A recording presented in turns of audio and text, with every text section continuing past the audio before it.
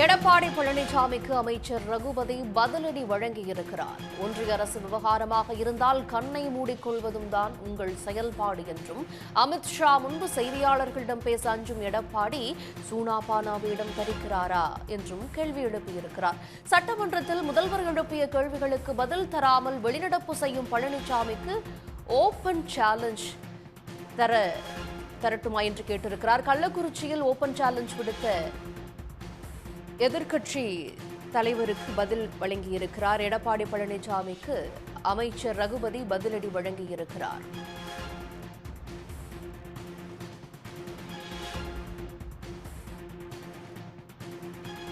கள்ளக்குறிச்சி மாவட்டம் உருவாக்கினால் மட்டும் போதுமா, அதனை நிர்வகிக்க கட்டடம் வேண்டாமா என்றும் அவர் கேள்வி எழுப்பியிருக்கிறார். இது பற்றிய விவரங்களோடு நமது செய்தியாளர் அன்புச்செல்வன் இணைந்திருக்கிறார். அன்புச்செல்வன், எதிர்க்கட்சி தலைவர் எடப்பாடி பழனிசாமிக்கு அமைச்சர் ரகுபதி வரிசையாக பல கேள்விகளை முன்வைத்து பதிலடி வழங்கியிருக்கிறத நம்ம பார்க்கிறோம். என்னென்ன விஷயங்கள் அவர் சொல்லியிருக்காரு?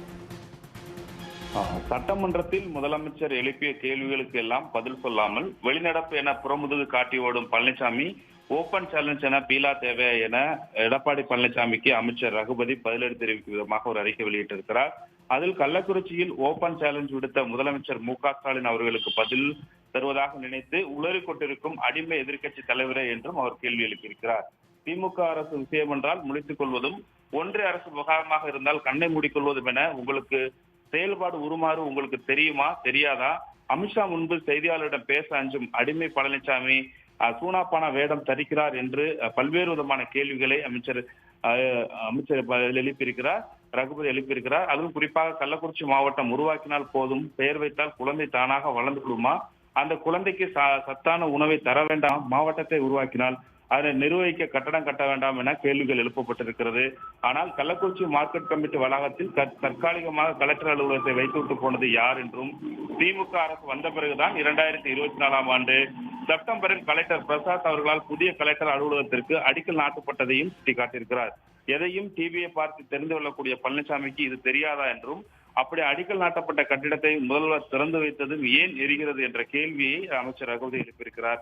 எனவே அதிமுக ஆட்சியின் திட்டங்களுக்கு ரிப்பன் வெட்டி ஸ்டிக்கர் ஒட்டுகிறோம் என்கிறார் பழனிசாமி. ஆனால் உண்மையில் 2015 சென்னையில் பெருவெள்ளம் ஏற்பட்ட போது தனியாரும் தன்னார்வலர்களும் அளித்த நிவாரணப் பொருட்கள் எல்லாம் தேடி தேடி ஜெயலலிதாவின் படத்தை ஸ்டிக்கர் ஒட்டியவர்கள் தானே நீங்கள் என்றும் குறிப்பிட்டிருக்கிறார்.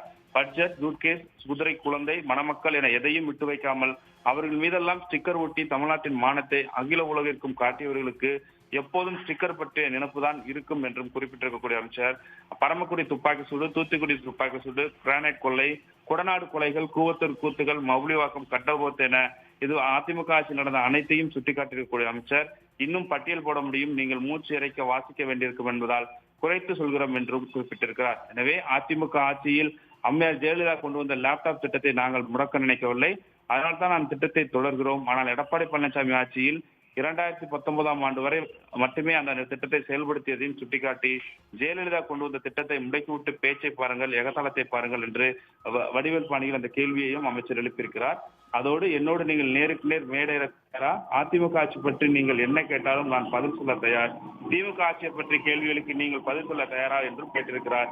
இதற்கு எதுக்கு மேடை போட வேண்டும்? சட்டமன்றத்தில் நேருக்கு நேர் பேசலாமே. அங்கு முதலமைச்சர் எழுப்பிய கேள்விக்கெல்லாம் பதில் சொல்லாமல் வெளிநடப்பு என புறமுது காட்டி ஓடுவோருக்கு ஓபன் சேலஞ்ச் என பீலா தேவையா என்றும் அமைச்சர் ரகுபதி இந்த அறிக்கையின் மூலமாக எதிர்க்கட்சி தலைவர் எடப்பாடி பழனிசாமிக்கு கேள்வி எழுப்பியிருக்கிறார். விவரங்களுக்கு நன்றி அன்புச்செல்வன். உடனுக்குடன் செய்திகளை தெரிந்து கொள்ள சன் நியூஸ் பெல் ஐகானை கிளிக் பண்ணுங்க.